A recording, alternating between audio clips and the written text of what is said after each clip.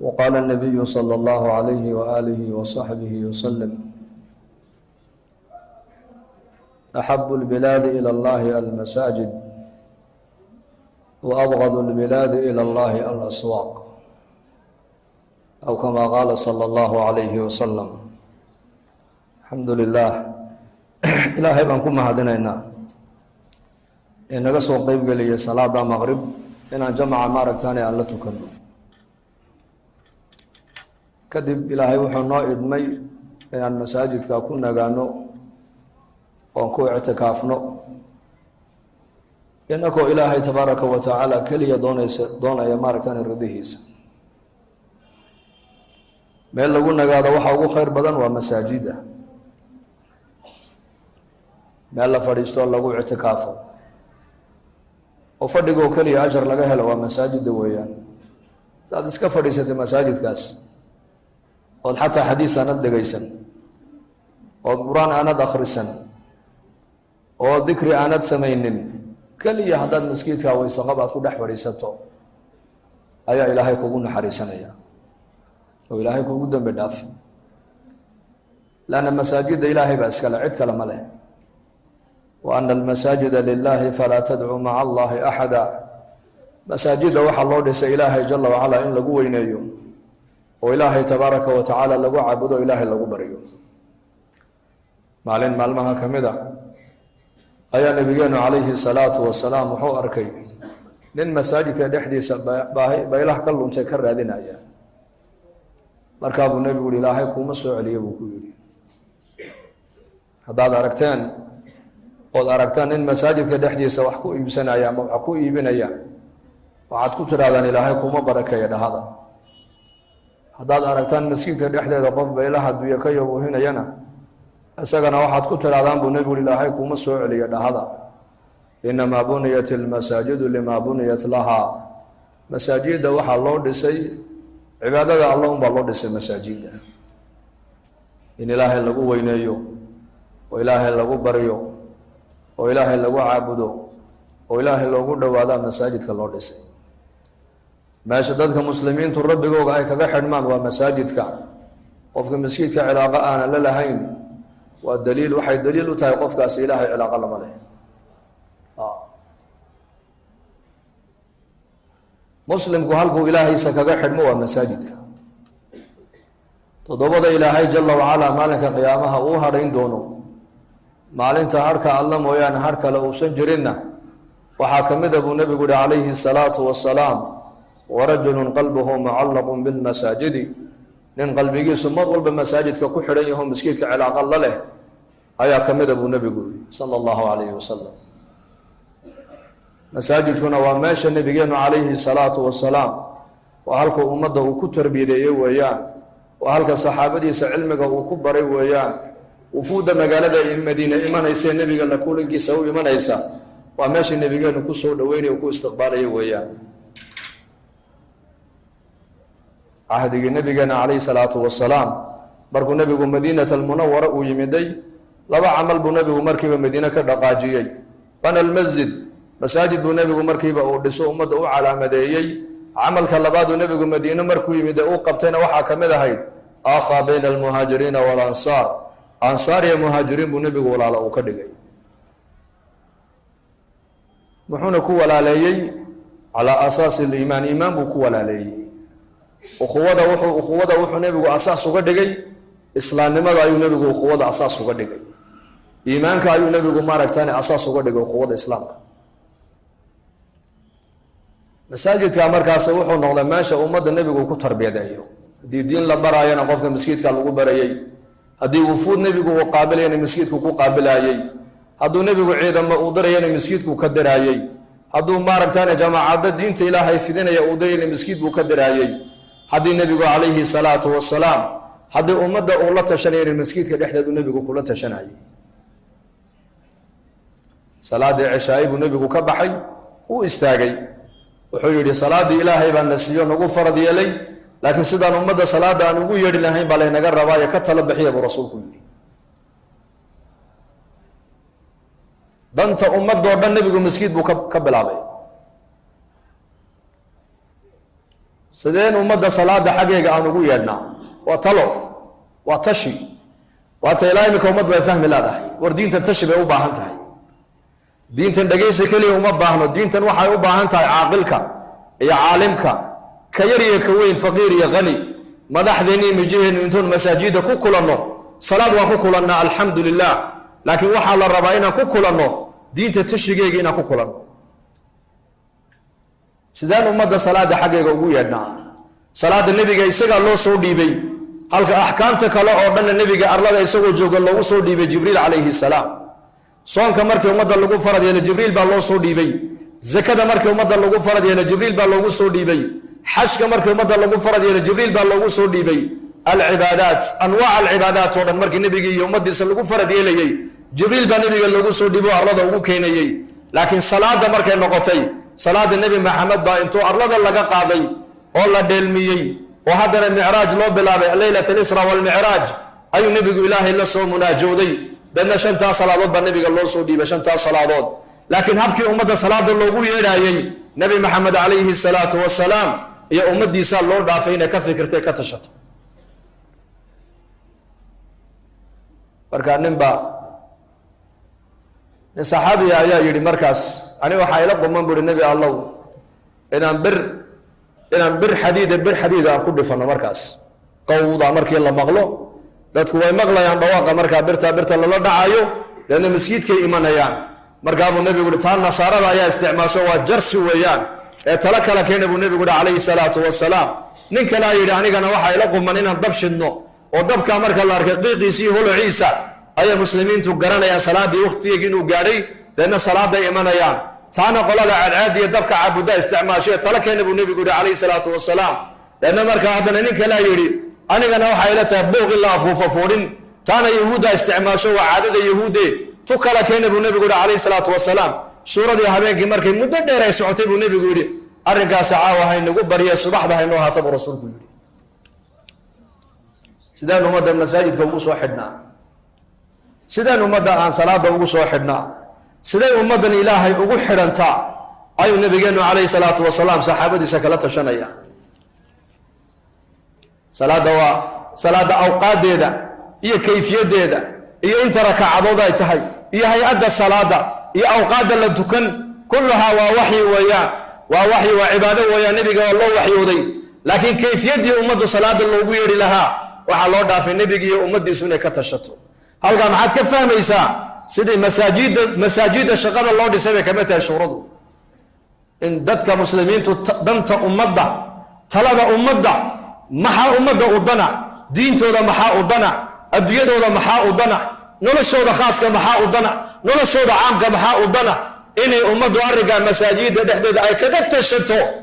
waa sharci ilaahay noo soo dejiye weeyaan waa sunna nabawiya laakiin mahjuuro maanta laga hijroodo ummaddu ka indiraastay weeyaan salaadii subax markii laga baxay buu nebigu yihi ayaa xalay toola arkay buu yihi riyo shuuradii baa socota taladii baa socota tashigii diintaa socda nin saxaabada ka mid ahaayo weliba ragga busodada ka mid ahaa ayaa yidhi xalay toola anoo dhinacna kasii lulanaya dhinacna ka soo jeeda ayaan maqlay buu yihi dhawaaq dhegtayda lagu dhawaaqaayo erayadiina waan xasuusanahay nebi allow markaabuu nebigu yihi erayadii ma xasuusan tahay haa bal erayadii xalay dhegtaada lagugu dhawaaqeed maqlaysay noo sheeg markaasuu sii daayey ninkii aadaankii buu sii daayey allahu akbar allahu akbar markaasuu yidhi cumar bnu khadaab aniguna manaamka xalay waan arkay 6 nin oo saxaabadii ka mid a ay isku mid bay yidhahdeen annaguna xalay riyadaa waan ku riyoonnay markaabuu nebigu yidhi adinkeennii waa kaase laakiin aadaankaa bilaal bara buu rasuulku ka yidhi shuura ka soconaysa masjidka nabigeenna tashi xataa siirada waxaa ku taalla fi sunan gaalada markii lasoo qabta qaarkood nebigu wuxuu odhan jiray masjidka ku dhex xidha hamaamata binu athal baa ka mid a fii saxiix albukhaari raximah llah sariyuu nebigu diray markaasay ninkaas soo qabteen markaasaa ninkii nebiga loo keenay maad garanaysaa ninkan maya ma garanayno waa hamaamata binu athal waa malik alyamaama halkaa iigu xidha buri masjidka dhexdeeda igu dhex xidha masaajidkii waa jeel markaasaa halkiibaa lagu dhex xidhay markaabuu nebigu reerihiisii u tegey cuntuu uga soo qaaday hashi irmaanida nabiga noo maalaya caanaheegina uga soo qaaday markaasuu nabigu halkii ugu keenay oo acab oo nin xidhan markuu cuntadii siiyey oo caanihiina kabisiyey buu ku yidhi yaa Thamaama iska soo islaam markaasuu yidhi ma islaamayo buu in taqtul daadamin wa in tun'im ala shakirin wa in turidu almala fasal ma shi'ta buu ka yidhi yaa Muhammad haddaad aniga idishid buu ka yidhi nin dhiiggiisa dhulka u dhacaya ma yihi buu tol baa iga dambeeya buu haddaad galladaysatinna maanta xariga iga sii daysinna nin abaal celiyaan ahay buu anu waan abaal gudi haddaad maal iyo adduunyo doonaysana sheega waxaad doonta waan ku siinay laakiin xariga iga sii daa markaabuu nabigu calayhi salaatu wasalaam wuxuu ku yidhi may kuma sii daynayna buu ka yidhi habeenkiibuu halkii ku baryey cashadiibuu nabigu haddana u keenay hashii nabigu caanaha uu ka maalayey isaga looga maalayey ayuu nabigu calayhi salaatu wasalaam isaga ayuu u keenay caanihiisi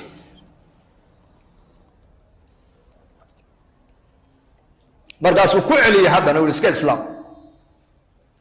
nabi maxamed calayhi salaatu wasalaam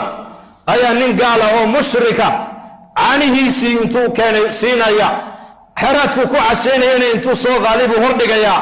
markaasuu weliba u khidmaynaya u adeegayaa uu leeyahay soo islaam muxuu nabigu ninkaa la magan yahay inuu naar ka badbaado masab ka dooni maayo lacag ka dooni maayo shuhrad ka dooni maayo waxa keliya ninka nabigu uu ka doonaya waxa weeyaan inuu soo islaamo markaasuu ku celiyay haddana yaa Muhammad haddaad idishid dhiiggaygu dhulka u dhici maayo waa layga dambeeyaa buu yidhi haddaad igalladaysatinna maanta ood isii daysid ood xarigga iga sii daysidna nin abaal celiyaan ahay buuhi anigu ma ciyaar nin kaftabaya ma ihi buu yidhi abaalkaaga waan gudi haddaad adduunyo doonaysana xoola waxaad doonaysa i weydiiso madax furasho oo waan ku siinaya xarigga iga sii daa markaabuu nabigu calayhi salaatu wasalaam ku yidhi may markaasuu dee waa hagaag aniguna ma islaamaya buu yidhi haddana maalintii saddexaad sidii si leeb buu nabigu ninkii ugu khidmeeyey xeraadkiibuu u keenay caanihiibuu u keenay markaasuu yidhi yaa Thamaama iska soo islaam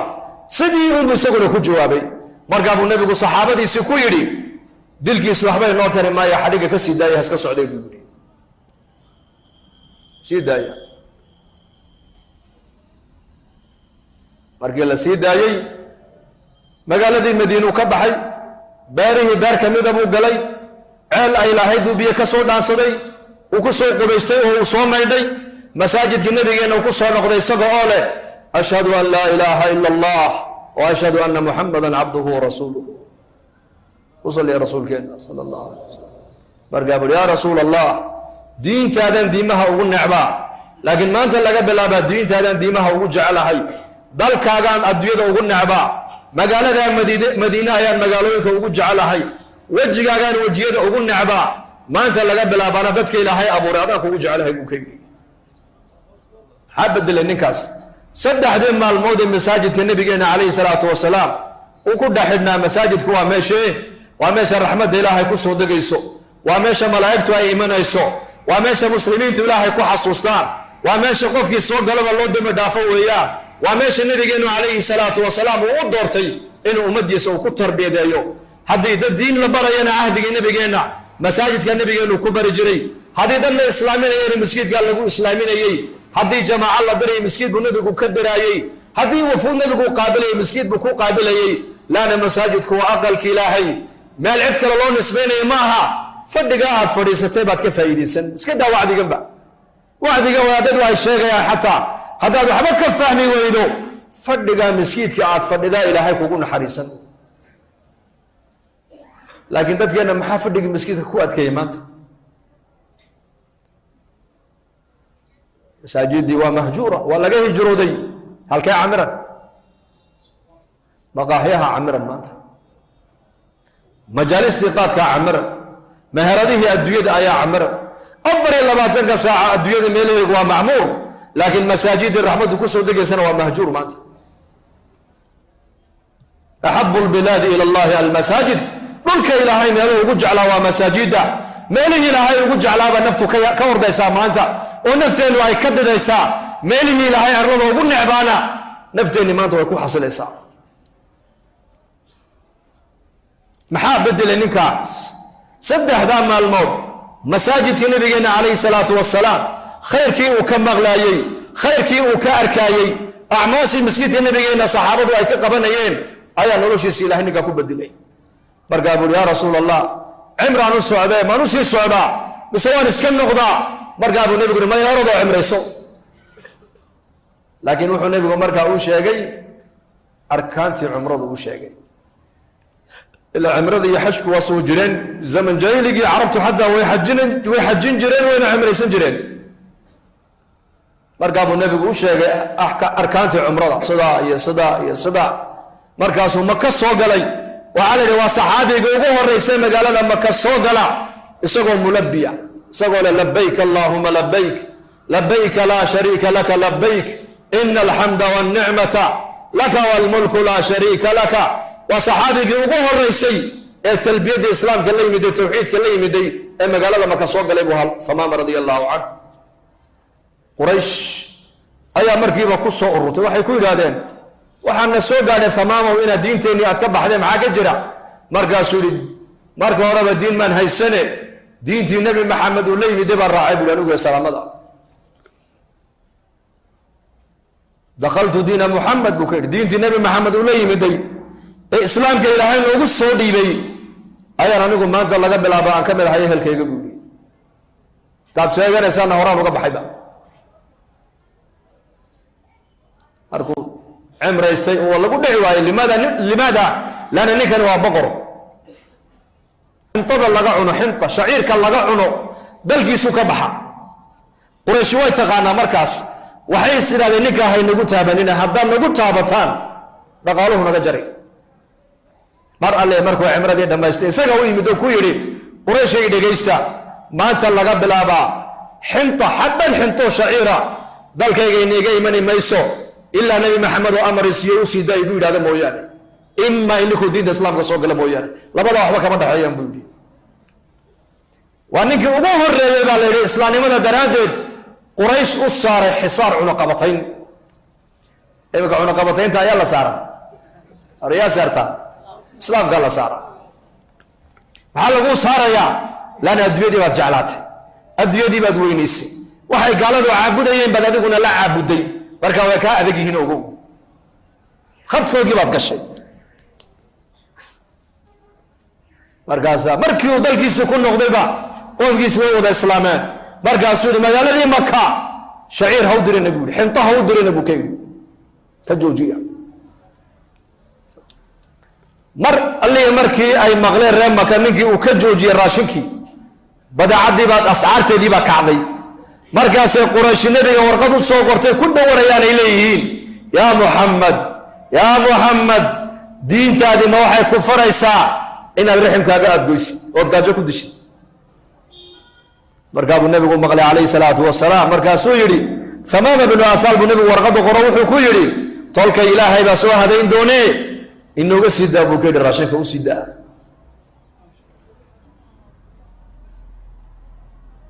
masaajidku saas wax u bedelaa.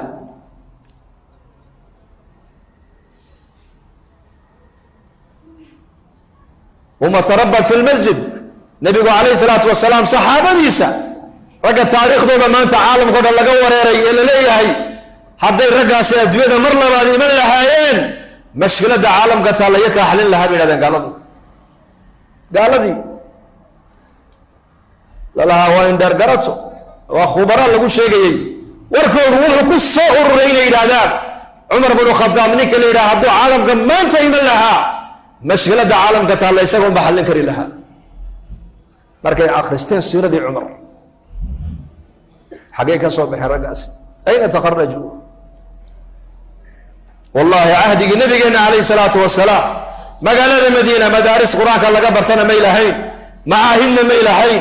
jaamacadana may lahayn. meesha ay ummadda wax ka baratay masaajid buu ahaa, masaajid. meesha nabigeenu calayhi salaatu wasalaam ummadda uu ku tarbiyadeeyna masjidun ahayd, masjid.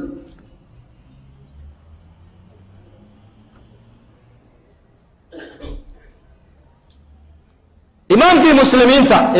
أميرك مسلمين في علم الحديث أبي هريرة رضي الله عنه عبد الرحمن بن الصخر أي أنتم مسجد النبي أنه كبحوا أي سوق أنتم تقوه رنجري ورواد خسارتين والخير باين دافع محانا دافع وحاو رنجري ورد حالك النبي قال الله قيبين أن ورد قيبتنا كسوقات ميراث محمد يا بحالك النبي قال مسجد قال الله قيب سنة يا مركز سيداتك قال لين إلا عقل قيب سنة يوم لأنه يسوي عين مساجد كيما يمادين واحد يقول الله قيبين يمركي أركي وايين أي أبا هريرة ولي هالكي تاغن والجولات كي الزيارات كي السمين أي كوير هذا يا أبا هريرة مساجد كي وان تجني واحد حلو الله قيبين يمنو أركي مركز سوري مساجد كي ما تكتينها وان تجني وأحد مسجدك كما تركن ما هي مسجدك بدوي جوجين dadka مسجدك jooga maxay sameeyeen bali sheeg buu wallahi quraan bay akhrisanayeen qaar salaaday tukanayeen qaar ilaahay bay baryayeen qaar cilmigay baranayeen markaa buu waad khasartay buu ذاك ميراث محمد عليه الصلاه والسلام نبي محمد عليه الصلاه والسلام dhaxalku ummadiisa uga tagay waa shaqada مسجدك ku soo aragteen buu إن معشر الأنبياء لا نورث دينارا ولا درهما أنك وعدان أرك أنبياء نحب رسولك يري دينار يدرهم لأنك ما دحلب رسولك يري أنك وحال أنك دحلب نبي علمك لك دحلب نبي علمك حريرك إلهي بن آذنك كدح يا نبي لك دحلب نبي العقل لك دحلب قرآنكم مشيقين نبي وحال لك دحلب إلهي معرفة سال لك دحلب دين تايا لك دحلب dareenka aakhirada ayaa laga dhaxlaa adduunyadani aakhiro wixii qofku ku hagaagayay ayaa nabiyada laga dhaxlaa markaa buu nabigu leeyahay annaku haddaan ambiyadii aan nahay diinaar iyo dirham lagama dhaxlo waxaa lanaga dhaxlaa buu rasuulku yidhi maaragtaanay cilm ninka cilmiga qaatana nasiib weyn buu qaatay buu rasuulku yidhi faman akhadahu bixadin waafir buu nabigu yidhi أنبياء علمك لغا دحلا ومحي علاقة مع الله بلغا دحلا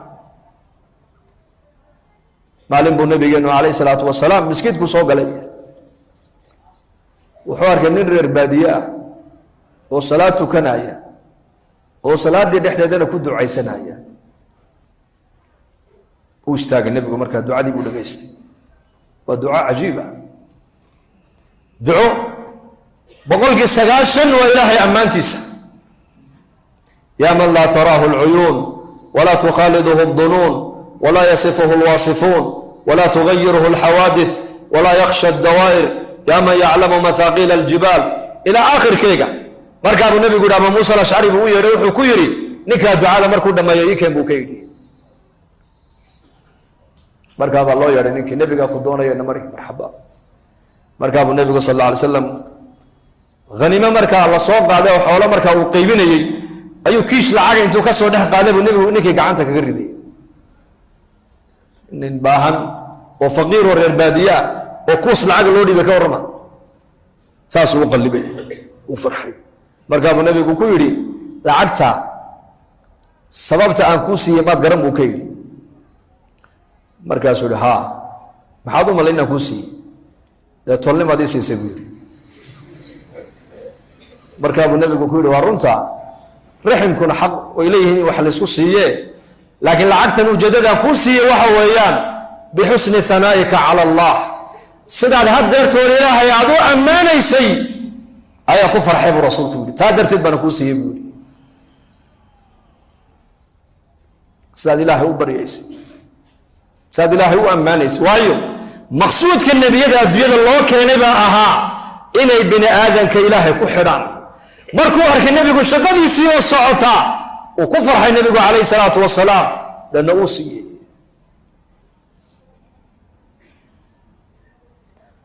تعلق إلهي دتك إليهين بنبي أكتس كوينه لعبت أكتس كموين حتى في سيرة عمر وعبد الله غنيمتي أيوم معلم كمد عمر دون فريستي مرقاسو قيبين يا صحابة مرقاسو أركيني يربع عنقوان مرقاسو لي قعنت المحاك هاقو يقولوا حر غزلدي حلقا صحي ayaa dhaawacan la ii geystay buu ku dhaawacmay markaasuu lacagtii buu Umar soo qaaday kun buu siiyey kun kale ugu daray haddana markaasuu Umar u qaybiyaa isagana weli meeshuu taagay oo lacagtii buu tirsanaya markaasuu Umar ninkii isha ku dhiftay haddana mar labaad mar alle markuu dhaawacii arko ayuu soo qaadaa kun kale haddana siiyaa markaasuu Umar haddana u qaybiyaa markaabuu haddana isha ku dhiftay halkii yarka gacanta dhaawacu kaga dhacay markaabuu kun kale qaado uu tiriyaa uu siiyaa mar dambe Umar markaa uu waayay ki yaraa markaasaa lagu yidhi Umar baa war ninkii meesha joogay mee waxaa la yidhi xoolaha aad siisay badnideeda ayuu la dawakhay uu ka socday meeshii wallaahi baan ku dhaartay buu Umar bin Khattab hadduu ninka halkaas sii joogi lahaa oo isheedu mar walba nabarka diinta Ilaahay loogu dhaawacay isheedu ku dhici lahayd xoolaha halka ayaa la isaga ku dhamayn lahaa buu man Ilaahay dartii u caawirmay oo diinta dadaalkeega iyo koryeelkeega iyo difaaceega loo dhaawacay baan adduunyo ka haysan buu anigu may wallahi waan ku bixin lahaa ruux meesha yaalo dhanba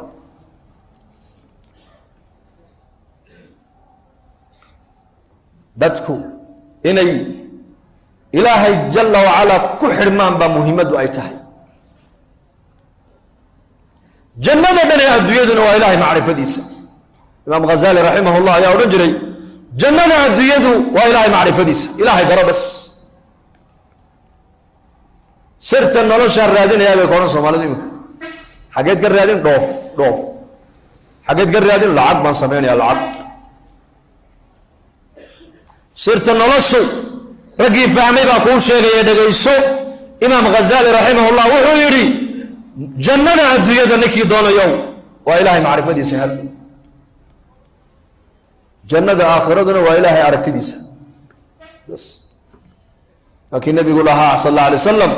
أهل الجنة مركز جنة قالان إلهي باكو ورندونا تريدون شيئا أزيدكم مربتان شيء كلو جنة هاي وحكلو جنة هاي وأن يقدروا مركز أهل الجنة ورنيام ألم تبيض وجوهنا وتدخلنا الجنة وتنجنا من النار يا رب ميان وجيا شيء نوع بينن ونار تابي نجبت بادن وجنة علينا عن نجلن واحد جنة كفل لبدن بالله علي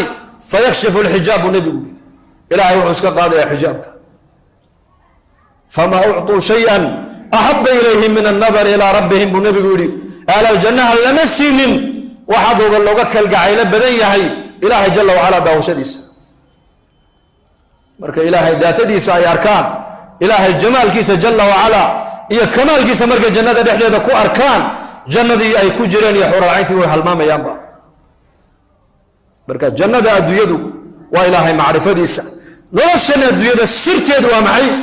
إلهي قرأ معناه هو معي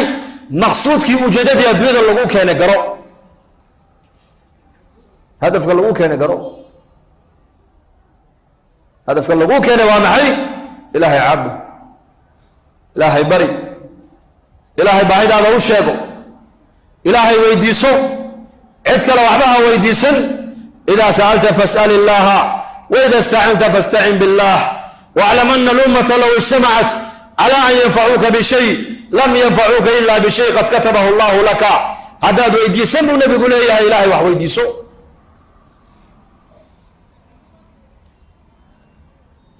احفظ الله يحفظك إلهي إلهي أمر كيسا هذا إلهي بقول على المركز إلهي هدان إلهي سيد أمر كيسا إلهي بقول عليه سنو دونو كو إلالين ماشو دونو كو إلالين إبراهيم عليه السلام دبده هذا لغو إلالي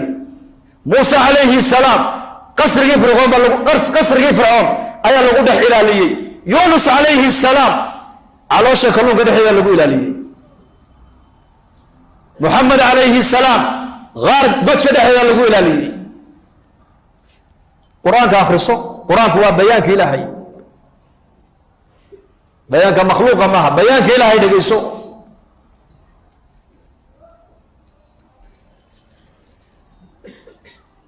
بيان هذا بيان للناس إلهي بصدا كله هذا إلهي أمرك سعد إلى السد أياكو إلالين ياكو إلالين إلهي صدوكو إلالين صدو دونو ماشو دونو حلقو دونو ilaahay amarkiisa ilaali bas. salaadu waa amarka ilaahay, soonku waa amarka ilaahay, islaamnimadu waa amarka ilaahay. amarka ilaahay uu ku amray adiga ilaali bas. meel kastoo joogta ilaahay amarkiisa ku ilaali, maaha masjidka dhexdeeda keliya. meel kastoo joogto noloshoo dhan baa la rabaa ilahay inaad kaga cabsooto. dhallinyarnimadaada ilaahay kaga cabso, oo da'weynada ilaahay kaga cabsado, oo faqriga ilaahay kaga cabso, oo qinada ilaahay kaga cabso, oo safarkaaga ilaahay kaga cabso, oo xadarkaaga ilaahay kaga cabso, oo mujtamaca dhexdeeda ilaahay kaga cabso, oo khalwadaada ilaahay kaga cabso. markaad keligaa tahay ilaahay ka cabso, mas-uuliyadda ilaahay kaga cabso. haddaad ilaahay amarkiisa aad ilaalisid ilaahay baa ku ilaalin. 40ka nawawiga jardani raximahullah sharxiisa wuxuu ku sheegay qiso cajiiba xadiiskaas. raabica radia allahu canha habeen iyadoo tukanaysa ayuu nin tuuga aqalkeega u soo dhacay baa la yidhi. markaasuu arkay haweenay iska tukanaysa oo aan in yarna aan cabsanayn, ma cabsanayso. way maqashaa shanqadha inuu tuuga aqalka u soo dhacay waa arkaysaa, laakiin ma dhaqaaqin. meesheediina kamay dhaqaaqin, salaadiina kamay bixin. waxaa la yidhi wixii aqalka alaab u taallay alaabba umay ooline wixii yaallay markuu urursadu yidhi bax, iridii uu ka soo galay baa ku noqotay maaragtaana gidaar bay ku noqotay derbi. markaasuu yaabay, wuu soo noqday. haddana wuxuu yidhi halkeed ka soo gashay, halkaad ka soo gashay maan albaabka uu furan yahay uu arkaa. mar alle markuu albaabka soo gaarana wuxuu arkaa albaabka u xidhan, derbi uu madaxa ku dhiftaa gidaar. markaasuu yaabay. haddana uu soo noqdo daragshinkii uu dib u qaatay, daragsyoonkii. markaasuu halkiibu isleeyahay wata halkaad ka soo gashay furana ka bax. markuu gaarana meesha u xidhan tahayba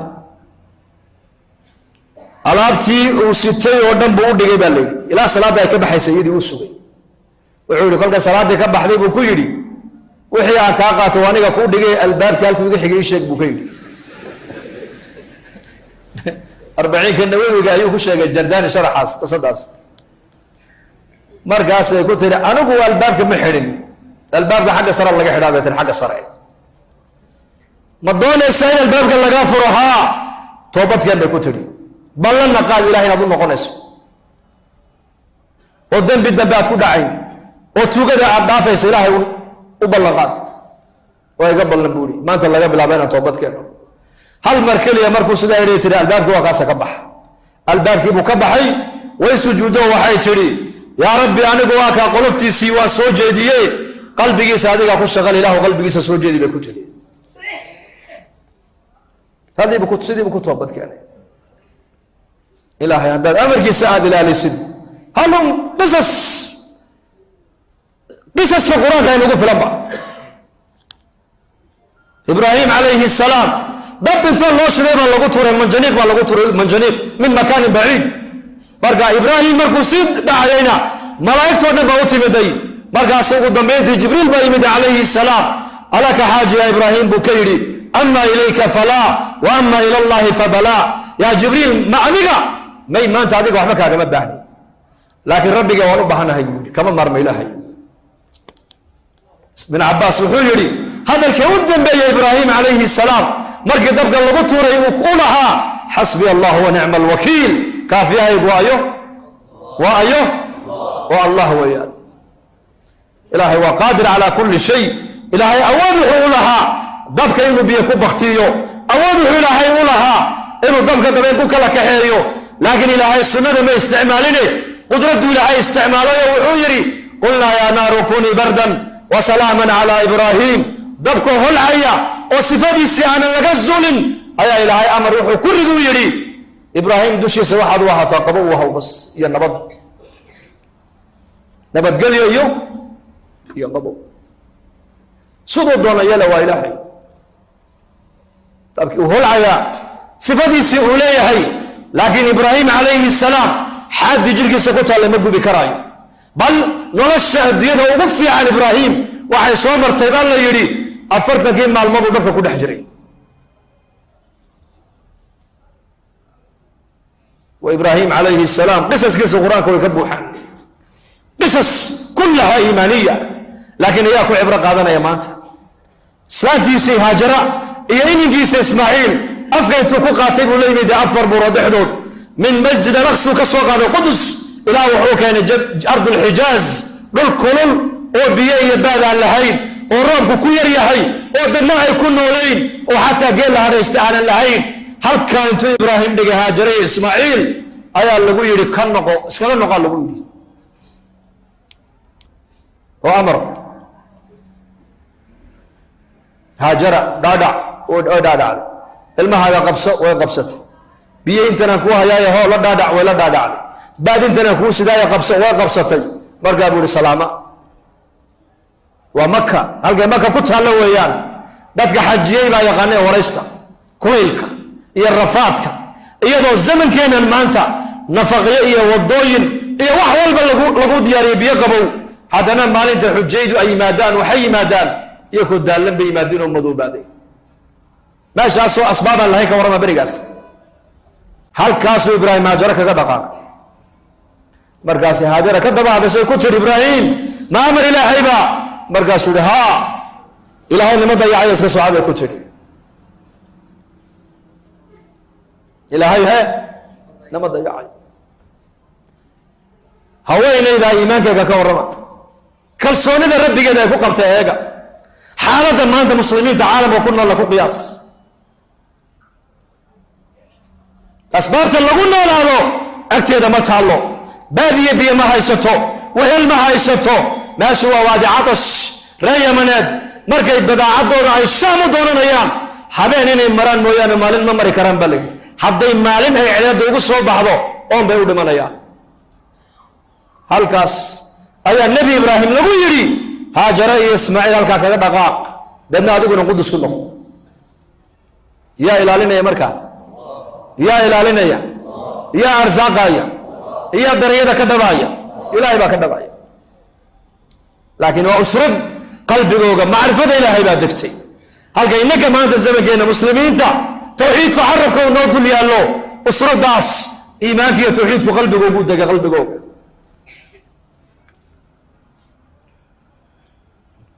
idan laa yudayicana ibraahim marba haddii amar ilaahay aad nagu dhigto nagaga noqotay nama dayacaya socod ay ku tiri isagaa nagu filan buurta gadaasheedu markuu ibraahim istaagay uu gartay xataa hadduu soo daymoodan inuusan arkaynin ducaduu ku duceeyey waa ka qur-aanka ilaahay noogu sheegay rabbanaa inii askantu min duriyatii biwaadin gayri dii zarcin cinda baytika almuxarami rabbanaa liyuqiimu الsalaa fajcal afidatan min annaasi tahwi ilayhim warzuqhum min athamaraati lacallahum yashkuruun ducadiisa waxau ka bilaabay diin buu ka bilaabay adduunyo kama bilaabin innaka markaan ducaysanayna ducadeena waxaan ka bilaabnaa adduunyada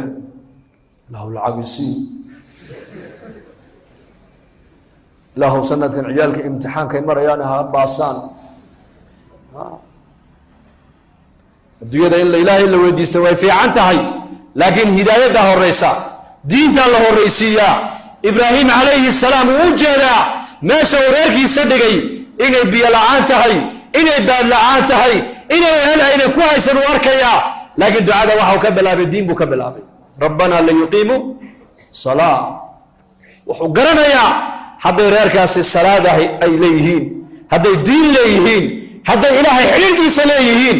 adduunyadana way helayaan nolosha qofka muslimku diin bay ka bilaabataa adduunyo kama bilaabanto ninba ayaa nabigeena u yimid calayhi salaatu wasalaam oo yidhi yaa rasuul allah rabbigay markaan baryaaya maxaan idhahdaa ii sheeg qul allahuma kfir lii warxamnii wahdinii warzuqnii waata ducada ambiyadu qul waxaad tidhahdaa allahuma allahayow ikfir lii ilaahow dembigayga dhaaf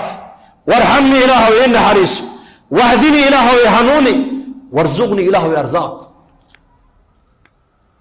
arsaaqada waxaa ciriiriga ka gelinaya maanta ee maciishada lagu adkeeyey waa macaasida badan weeyaan lidaalika nebigu wuxuu u tilmaamayaa ummadda dariiqada saxda lagu ducayso waa dariiqadee awal waa maxay ilaahay dembi dhaaf weydiiso waayo dembigaagan faraha badan leh ayaa nolosha ciriiri kaa gelinaya waxaa nolosheenu maanta bilaa barako la noqotay tijaaradii way badanaysaa tacliintii way badanaysaa wax walba way badanayaan maciishadiina way sii adkaanaysaa dhakhtaradii way badanayaan hosbitaaladii way badanayaan farmasiyadii way badanayaan daawadii way badanaysaa bukaankii muu yaraaday mise u batay bari sheega hosbitaaladii way bateen dokteeradiina way bateen daawadiina way badatay dadkii bukay ma yaraadeen mise way sii bateen tacliintii mutacalimiintii way bateen laakiin noloshii maciidhi bay sii galaysaa mise fudayd bay noqonaysaa bal iga jawaab cidhiidhi adduunyadii way badanaysaa dhismihii uu badanayaa ganacsigii uu biirayaa tujaartii way badanayaa wax walba way badanayaa laakiin maciishadii way sii adkaanaysaa barakadii bay naga maqan maxaa nolosha maciishada maxaa cidhiidhiga gelinaya waa kasratu dunuub dunuubtaa badatay macaasidii baa badatay khafladii baa badatay diin la-aantii baa badanaysa fadhigii masaajida ayaa yaraatay ictikaafkii masjidkaa yaraaday majaalis alghafla badatay majaalis alghafla deedna markaasa noloshii waxay noqotay cidhiidhi lidalika nabiyadu calayhim asalaatu watasliimaat meeshay ducada ka abbaarayaan u fiirsada rabbana la yuqiimu salaa fajcal afidatan min annaas warzuqhum min athamaraat midho la cuna ku arsaaq midhaha u dambaysiye waa arsaaqadii diintii horreysiiyey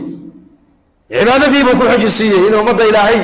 aqalkiisaas waa beytka ilaahay ee muxaramka ay qulubta muslimiinta ilaahay u soo jeediyena uu ku labeeyey ducadii midho la cuna ilahu ku arsaaq buu yidhi xataa beera ma odhan midho la cuna ilahu ku arsaaq asbaabtii nolosha markaa ilaahay ka siiyey haajara maa u zamzam baa loo soo saaray safar reer yamaneedaa soo waacday reerahoogii bay soo rareen way la degeen makata almukarama waxay noqotay magaalo ganacsiga shaam iyo yaman u dhaxaysa oo reer shaam markay imanayaan badeecadda shaam laga keena maka la dhigaa badeecadda reer yamaneed markay badeecadda doonayaanna maka yimaadaana makay ka qaataan halkaa markay magaaladii maka ay marayso tuulo biyihii ay dhex yaallaan oo biyaha dhex yaalla tuulada baayac musharkii baa ka socda ayaa lagu yidhi jibriil baa u tegay ibraahim oo waxaa lagu yidhi rabbigaa wuxuu ku amrayaa islaantii haajare iyo ilmaheygii ismaaciil eed maka dhigtay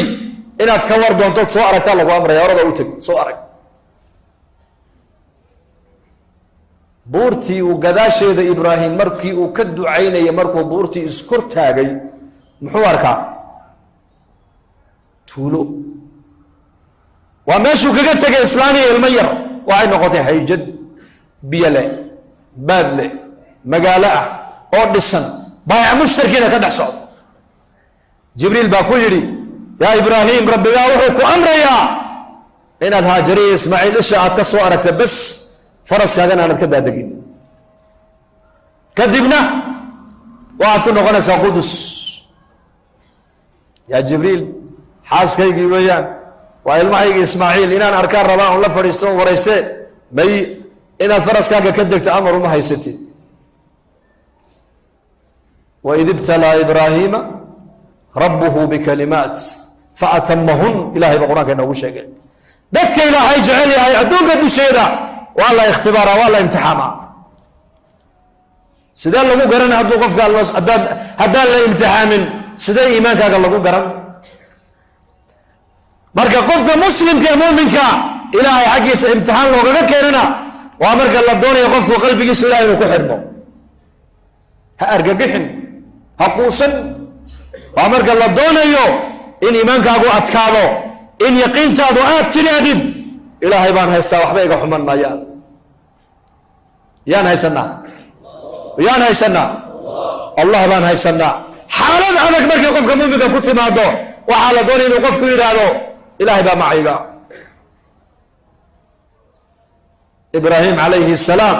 intaasoo imtixaano fara badan ayuu maray waxaa ka mid ah imtixaankiisii u dambeeyey waxaa ka mid ah imtixaanadiisii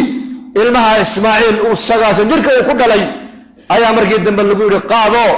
sida neefka xoolaha loo bireeyo usoo biree. magaaladii buu soo galay Ibraahim. Ismaaciil, aawe Ismaaciil, waa kan namari aabo xagee saaxiibkii baa kula kulansiinaya namari buu ka yidhi. uu qaaday halka mina ee xujaydu dhagaxa ay ku tuuraan ee dhagax tuurka halkaa markay marayaan ayuu arkay Ismaaciil oo didsan. markaasuu ku yidhi aabba maxaad arkaysaa? aabba waxaan u jeedaa oon arkayaa nin baa igu leh waa lagu gowrac odagu ku gowracaya ka baxso. markaasuu yidhi aabba waa ibliis weyna dhagaxa ku tuur buu ka yidhi. waa halka xujaydu ay dhagaxa ku tuuraan ramya aljimaar. halkaa markay marayaan buu la hadlo wuxuu ku yidhi falama balaga macahu sacya qaala ya bunaya inii araa fi lmanaam أني أذبحك فانظر ماذا ترى قال يا أبت افعل ما تؤمر ستجدني إن شاء الله من الصابرين. هل كان مركي مريان بوكوير أبو وعن كم من أمانيك وكبرين إيه أذيك بالبحي كل طول ورن لهيد بوكيري مركز أبو أمرك إلهي بوحي بوكيري وفلي أنا كان واحد أركب دون تاين أنا هاي أتكسر صبر بدنين أنا هاي بدرك دون تاين وصابرين تكمده المها إبراهيم كما دل لباتن جر بل إسماعيل وحاو كل لسكاشن جر وبيض مركي المها كنت جر كل دلان بل لا ور المها نواك النيجي لما كنت جر بكل دلاي سو ما ذلك المها هذا وجعلي هو قعنته هون هايست يا اللي قد عاي ور ما كنت جر بكل لكن واقسيد دين لي يقول مركو كنت جر إلى أنت كورس إلى هاي وبدو نسين كنت مركو مر إلى هاي المؤسيو المها كلباتن جر كل دلوا وقد وياه maxaad u malaynaysaa nebi 9 jir ilaahay ilmaha ugu siiyey oo haddana la leeyahay sida neefka xoolaha loo bireeyo ilmahaaga u soo biree.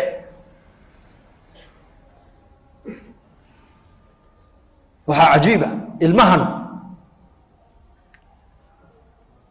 aabbihii kuma ag barbaarin. laba qiso cajiiba qur-aanka ku taalla labaduba waa ina nuux iyo ina ibraahim. qisadii nebi nuux inankiisa markii ummadiisa la halaagayey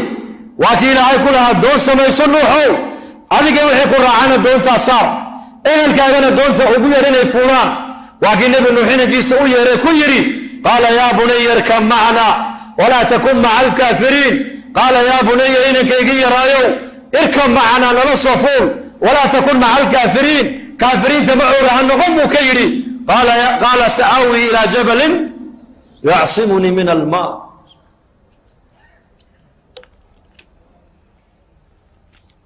قال سآوي حتى آب مؤرم بالله ilma aabihii u yeedhay ilma waalidkiisu u yeedhay oo markuu u yeedhay aabbo ama hooyo odhan waaya hada calaamatu shaqaawa bay culimmadu leeyihiin waa calaamatu shaqi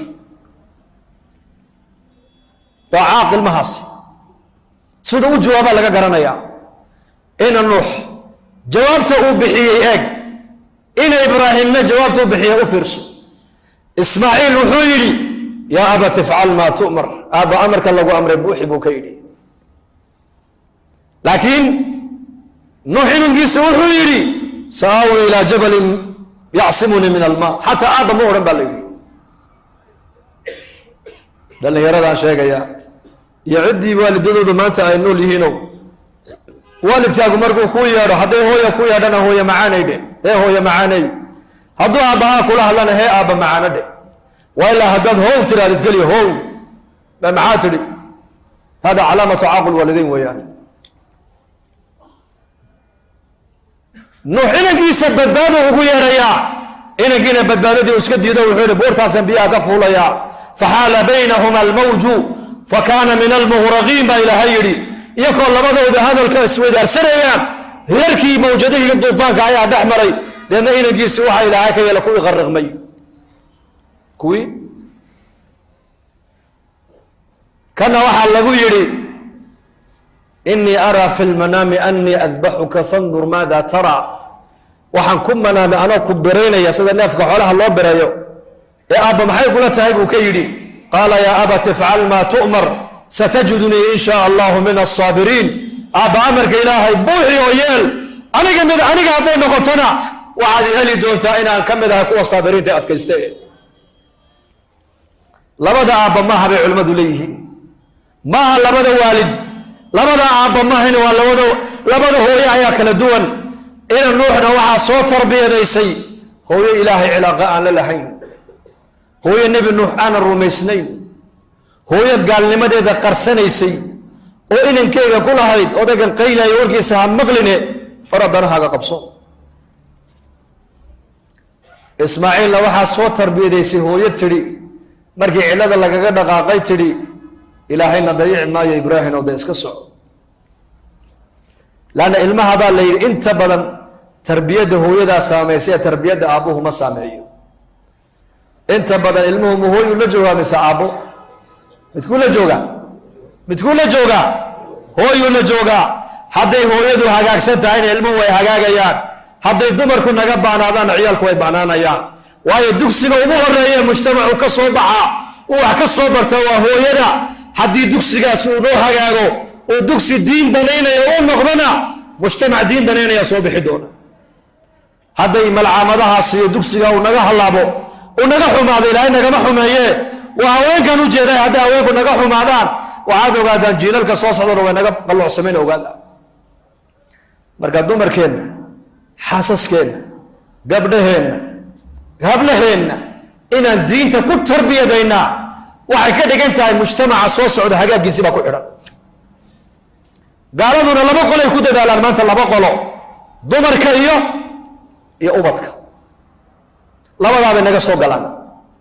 odayaasha dan uma leh ragga dan uma leh gaaladu labaday ku dadaalayaan maanta waa labadaas waayo jiilkan maanta jooga waxay leeyihiin hayna dhaafaan laakiin jiilalka soo socdaan bedelaynaa bay gaaladu ka fikirayaan inay bedelaan lidaalika nebi nuux calayhi salaam islaamtiisu maadaamay gaaladahayd oo gaalnimada qarsanaysay tarbiyadda inankeyga iyadaa saamaysay ismaaciilna aabbihii kuma agbarbaarin hooyo ku agbarbaaray tarbiyaddii hooyadii baa saamaysay hooyo caynkeeya hooyo ilaahay ku xidhan hooyo cidna markii lagaga dhaqaaqay tidhi ibraahiimo ma amar ilaahayba haa ilaahay nima dayacayo socabay ku tidhi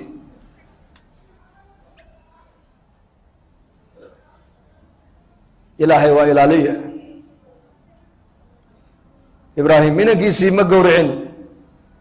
ibn qayim aljawsi raximah llah wuxuu yidhi maqsuudku ma ahayn ilmaha gowrac maqsuudku wuxuu ahaa jacaylka alla mooyaane jacaylada kaloo dhan qalbigaaga ka sar qalbigaas waa meesha ilaahay addoonka uu ka eego weeyaan ilaahay cadamadiisa ilaahay maxabadiisa ilaahay jacayladiisa ilaahay weynidiisa mooyaane qalbigaa jacaylo kale in lagu arka lama ogolo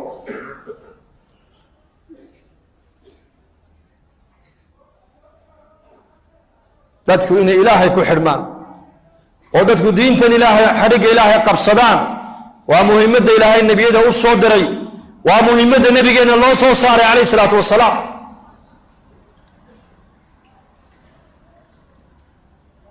dadku ilaahay ku xidhmaan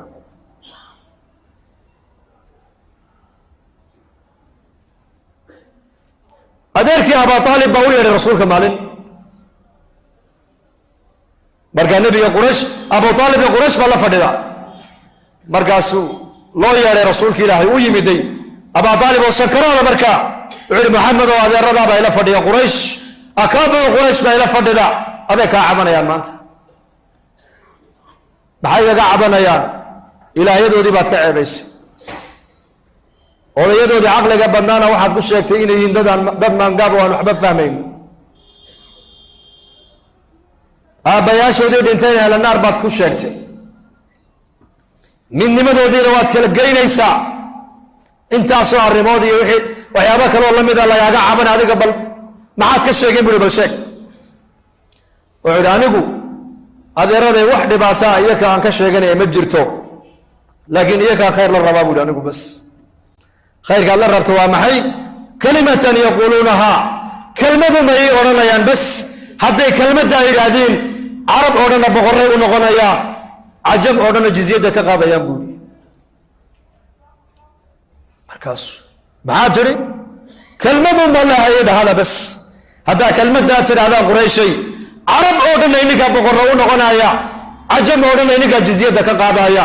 marka abijahl baa saro kacoo yidhi waylaka 10 ma kelmad iyaan waxaasoo mulkiga ku helayaa haa 10 jeer baa ku celinaya kelmadda isheg buu ka yidhi markaa buu nabigu ku yidhi laa ilaaha ila allah dhahada waad liibaanaysaane markaasay yidhahdeen ajacala alaalihata ilaahan waaxida ina hada la shayun cujaab ilaahyadeedii intii la ekay 360 ilaah oon haysanoon caabudaynay ayaa baahideedii dabooli leh maxamed ma waxa uu leeyahay mid keliya caabuda arrinkaasi waa arrin la yaab leh maxamed diintiisa ku ka tegaya maahine inaga dareeriyay bay yidhahdeen meesha ilaahyadeena cibaadadan caabudaynayna ha ku sabir waan iska adkaysana inaga mariya bay yidhahdeen ayuu abu aalib baa nabiga ku yidhi hadal xun bay kumaad odhana waa maxay ma intaa un bay ka didayaan ha intaa un bay diidan yihiine adeer adigu kelmaddaa ii dhab yidhi qiyaamaha ku markhaati kacee sakaraadkii baa haya marka abu aalib kelmaddaa un ii dhab bas kelmaddu qiimo badana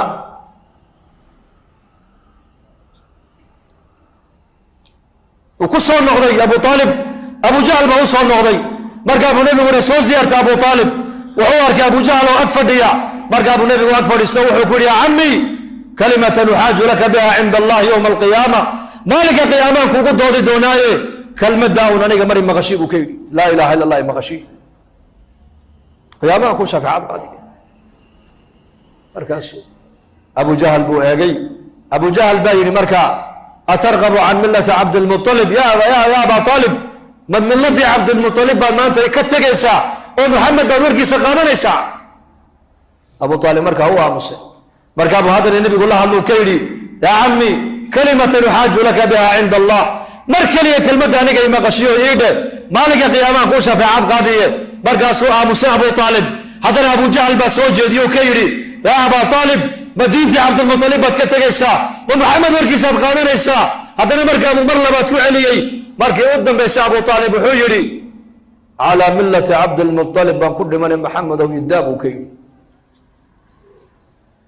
maxaan ku dhiman milladii cabdilmualib baan ku dhiman diintii aabbayaashay ka tegi maaye ee maxamedow aniga iska kaydaa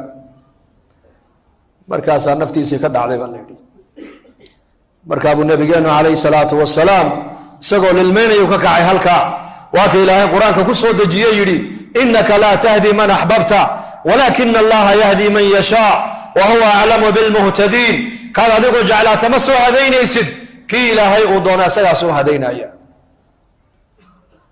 markaabuu rasuulku yidhi yaa cammi la astakfiranna laka maa lam unha canka yaa cammi adeerkayow haddii maanta adigu aada shahaadan weyday ood inaad kelmaddaa mar i maqashiisid aad iska diiday anigana xaq baad igu leedahayoo waalidkay baad ii tahaye waxaan aniguna ku dadaalayaa in ilaahay dembi dhaaf aan ku weydiiyo inta aan layga reebin ka hor markaasuu rasuulkeennu bilaabay inuu u duceeyo adeerkii oo gaalnimo ku dhintay welibana abu aalib saxaabadii way maqleen nebigu adeerkiibuu u ducaynayaa iyakuna aabbayaashood bay bilaabeen markaa inay u duceeyaan oo ilaahay dembi dhaaf iyo naxariis u weydiiyaan markaasaa ilaahay ka diiduu yidhi maa kaana lilnabiyi waaladiina aamanuu an yastakfiruu lilmushrikiina walow kaanuu ulii qurba min bacdi ma tabayana lahum annahum asxaabu ljaxiim uma yahaani nebi maxamed iyo muuminiinta raacsan inay ehelkoogii qaraabadoodii kuwii gaalnimada ku dhintay kolkay u caddaatay kadib inay ahla naar ay yihiin inay ilaahay dembi dhaaf u weydiiyaan ee u duceeyaan arrintaasi arrin bannaan maahayna ka jooga baa nebiga lagu yidhi markaas kelmaddaas dadku inay kelmaddaa yidhaahdaan ayaa nabigeenna qalbigiisa ku weyneed calayhi salaatu wasalaam imaam maalik raxmatullaahi calayh ayaa maalin wuxuu arkay inan dhallinyaro ah oo shaarib alkhamriya uu sakraamay markaa deedna markuu sakraamay yarkii yaraa sakraddii baa ka siinaysaa allah allah allah sheekhii uu yaabay war sakraan iyo isma aljalaala cajiib cimaamadiisii intuu soo qaaday ayuu soo socday baa la yidho dareerkii iyo khamrigiibuu afka kaga biiyey wuxuu is yidhi bal magacan magacii ilaahay ismuljalaala afkan uu ka soo baxaya maad ka masaxdidaa deedna markaasuu ka masaxay baa la saasuu ka masaxay deedna markaasuu yidhi sheekh وسكراسنه يقتك وسكراسنه اسك كيدا مركو كبيي بو اسكغا تغي habeenkiina uu duceeyay baa leeyahay ilaahu qalbigiisa adaa haya soo haday imaam maalik raxmatullaahi alayhi habeenkii markuu jibsaday ayaa manaan baa lagu yiri sidaa annaka daraadaya adigu afkiisa dareerkii khamriga aad uga biisay ayaan annakuna adiga daraada qalbigiisa khamriga uga biinay baa ilaahay ka yiri خلاص صلاه المغرب صلاه الفجر imaam maalik markuu salaadii tujiyay dadka darsigii buu bilaabay wuxuu ka dhaxarkay yarkii raayo darsiga dhex fadhiya markaas ma isagii baa mismaa markaas uu yeeray markuu darsigii dhameeyo wuxuu yarkii ma tihid haawa anigi say wuxuu jiraan bal sheeg adigan saajidka ilaahay wuxuu xaaladayda xalaytoole kii kaaga warramay baan anigana soo adeeyay buu ka yidhi xaaladayda kii xalaytoola kaaga warramay adiga un baa anigana isoo hadeeyay inaad naxariis noqotaa laga rabaa qofka muslimka waa raxmad dadka inaan u naxariisano kam maanta min almuslimiin ayaa ilaahay ka go-an oo xariirka ilaahay ka go-an muslimiin iska daa salaada kuwa tukanaya aqlada ku tukanaya ayuu nabigu waciid u digay wuxuu yidhi waladii nafsu muxamadin biyadihi nafta muxamed kay gacantiisa ku jirta ayaa ku dhaartee waxaan ku hamiyey buu rasuulku inaan iraado xabay soo gura dab inshida hebelow salaada aqim hebelow salaada ummadda ka bixi kuwa aqalada ku tukanaya intoon u weydaarto inaan aqalada ku soo gubo ayaa ku hamiyey buu rasuulku yidhi ku saliya rasuulkeen waa nabigii naxariista badnaa waa nabigii ilaahay uu yidhi wamaa arsalnaaka ilaa raxmatan lilcaalamiin waa nabiga arkay xadhig buu arkay miskiinka ku dhex xidhan markaa buu arkay nebigu xadhiggan ayaa le buu yidhi waxaa la yidhi xadhiggan ayaa xidhay zaynab baa xidhatay maxay ka dhigtaa salaata leylka markay ku daashay qabsataa uu gooyey nebigu xadhiggii wuxuu yidhi acmaasha intaad ka reesaan un qabta waa acmaasha sunnaha khayrka ilaahay khayrka malaa'igtu ay nii qorayaan kama daalaan buu nebigu yidhi ilaa inigoo khayrka samayntiisa ka daala mooyaa habeenkaad nashaadka aad tihiina tukana buu nebigu yidhi habeenkaad daalantiina iska seexda buu rasuulku yidhi naxariistiisa eg almuminiin juwayriya radia allaahu canha halkay salaata leylka ku tukanaysay ayuu nebigu ugu soo noqday barqadii iyadoo fadhida barqadii waa 9kii subaxnimo ama 10kii xalay halkay salaata leylka ku bilowday markaasuu nebigu yidhi yaa juwayriya ma halkaa kaaga tegay baad fadhidaa ha halkaad igaga tegtay baan fadhiyaa nebi allow waa min xalay salaata leylka halkay ku bilowday salaada ilaa ay barqadii waxay u fadhidaa mar waa salaad mar waa quraan mar waa dikri mar waa munaajaat mar waa alla bari weeyaan innaga dumarkeennu maanta maasha allah madbakha subaxdii ay gashay ka dhaadhacdaa goorna ka soo baxdaa cishaa'iga ka bixi maalintay dharka maydhayaanna haweenkeennu hudheer ba aqalka lagu iibinayaa mooyaane wax kale odhan maysa dharka la maydhaya badidiisa ashyaa baan awqaaddeenna ku bixinaynaa iyakuna acmaal bay waktigooga ku bixinayn awqaad acmaal markaabuu nebigu ka naxay say cibaadada iskugu taxallujinayso markuu arkay ayuu nebigu u dabciyo wuxuu ku yidhi adiga dabada 4 kelmadood oo 3 jeer ku celiyey ayaa wixii maantoo dhan khayr aad samaynaysay haddii miisaanka lala dhigi lahaa kafad u dhigmi lahayd buu nebigu ka yidhi waa maxay subxaana allahi wabixamdihi cadada khalqihi waridaa nafsihi wazinata carshihi wamidaada kalimaatihi 4 kelmadood oo 3 jeer aan idhaahdo buu rasuulku yidhi ayaa wixii maantoo dhan khayr aad samaynaysay haddii miisaanka lala dhigi lahaa u dhigmi lahayd buu nebigu ka yidhi nebiga naxariista badan calayhi salaatu wasalaam ee naxariista badnaa ayaa dhaaranaya oo leh wallaahi waxaan ku hamiyey buu nebigu leeyahay kuwa aqalada ku dhex tukanaya inaan dab soo qabadsiiyaan doonay buu rasuulku yidhi kaan tukanayna markaa ka warrama war dalkeenna maanta inta tukatay intaa tukanaya maa badan dalka jawaaba ya intaa tukan baa badan waa dhaweyta tuulaan soo marray tuulo dalkeenna ku taalla gobolkan salal lix nin oo keliya ayaa salaadii fajr la tukatay jamci 8 mise 6 bay hayeen waagii markuu baryaan wareysanay tuuladii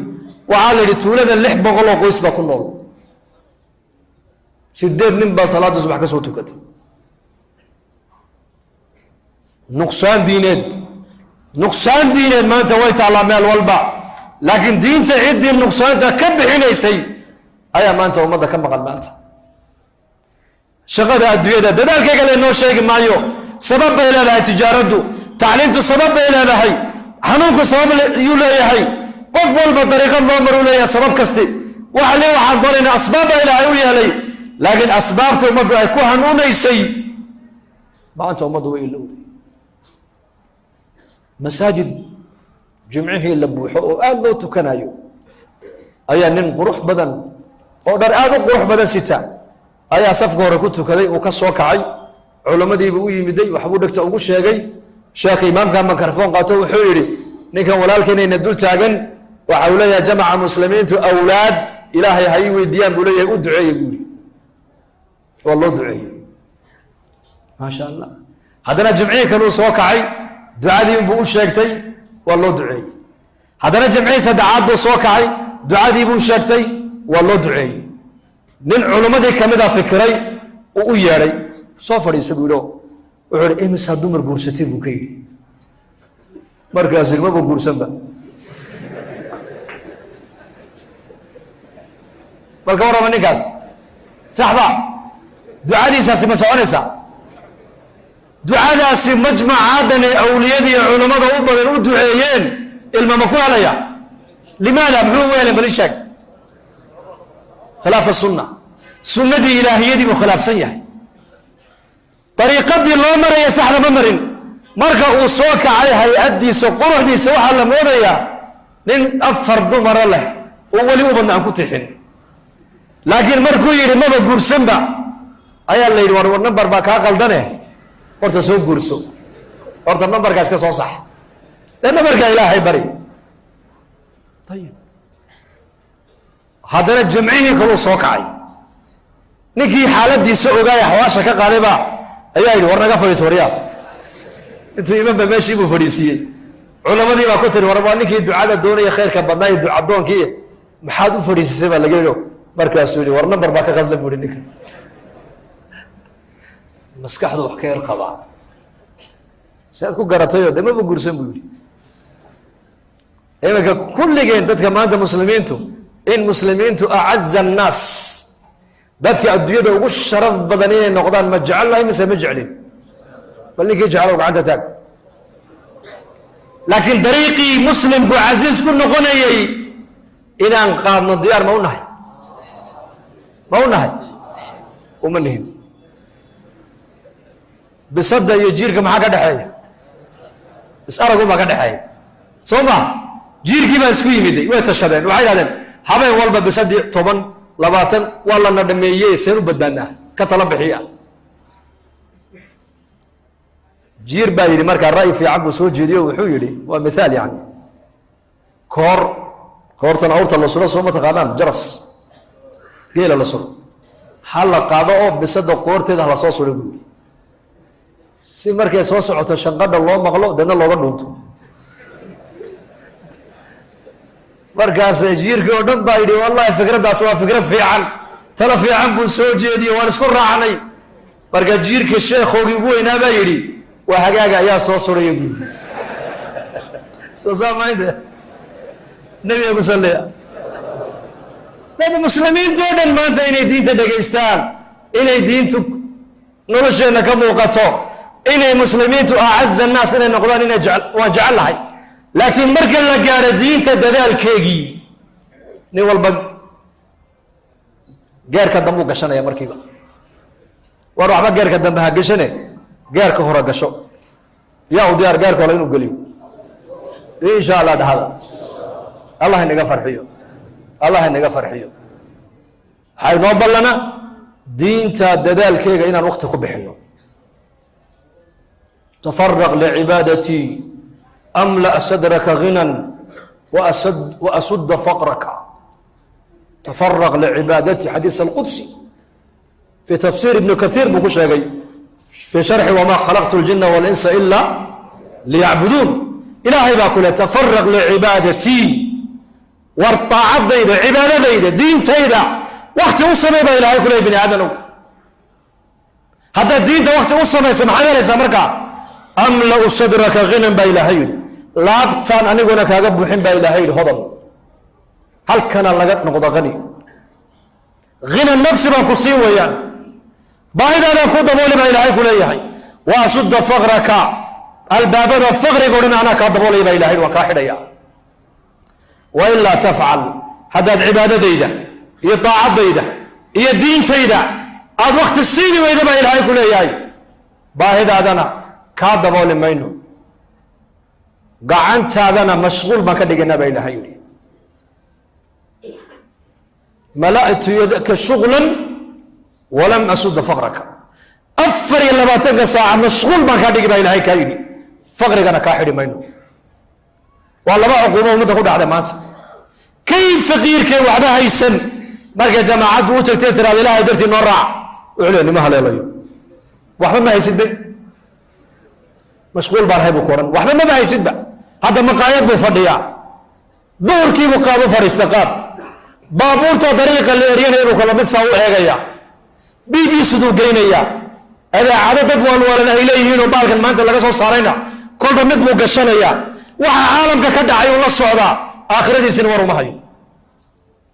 مرجع جماعات وتكتير هذا المسجد كنورع إيه إله هذا الجسم اللي دقيس مشغول بانه هو نمه عليه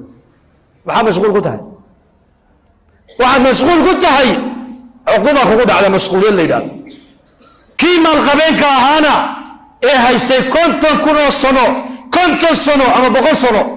هدو هردو وحو علي لها يسوى بانكا أي يقول جرتو هذا لا فقر مكبقيا ما دعلو سقو كنتم الصنو أما بقول صنو قوت في سيلاهين ميل وصارو هيستا هذا ترى إله درتي أبح ومسجدك وحقشو ومدرسة وحقشو ومعلم قرآن نارا كان أنا فقدي سنة قبحي هدي اللي هذا عليها هي ما هيستلا سجن وحى كل عي عقوبة ده ولم أسد فقرك الباب لا فقرك كاحد من بين هيولي هذا دينتن هي دعوة هي علمك هي مساجد سيدي ومد الله وصل حري لها الوقت جاء وبحري ويدو لما لا عقوبة كل عي سقفك مشغول أفر إلى ما تلقى ساعة مشغول بالغدقي أفر إلى ما تلقى ساعة وكيبها لما دا عقوبة إلهي ونقفل إذا ما دون إنسان هذا الله ينو زيادي مسلمين تملي جوغان موافقين من دمان الله سيو قفل بالكن فديا كربة سارن إله وديك أو قال كربة سيا كربة إله وكقاد لأن يرى وحبرنا سن إله تعليم تود إله بركة علماء إله علم جوج علم النافع إله كيال دل كنا دولة دنا دت كنا شعب كنا إله ودين تقوى دنا إله كيال إله قوة مساجد عمر إله ونجيال قوة دين تكرر قاد إله ونجيال وحي دبنا ولا صوم معنا دبت جودوه إله كعلي وحي خير الناس ودنا خير إله وبكالمه مسلمين تأدون كمال كستيج جوان إله من نمد ودي موافقة ودي إله سوء علي هداية مسلمين تإله توبض يتغير الأعمال كوك الله دايش قال هذا إله سوء هذه قال هذا أنت هداية دادو تلقى شهادة وإله سوء هذه تتكين وحي دبدا جوان لك جو إله كو إلالي كو دين تادا يدالك الدين تدري الإله كيال اللهم إنا نسألك حسن الخاتمة وشهادة عند الموت ونعوذ بك من سوء الخاتمة صلى الله على سيدنا محمد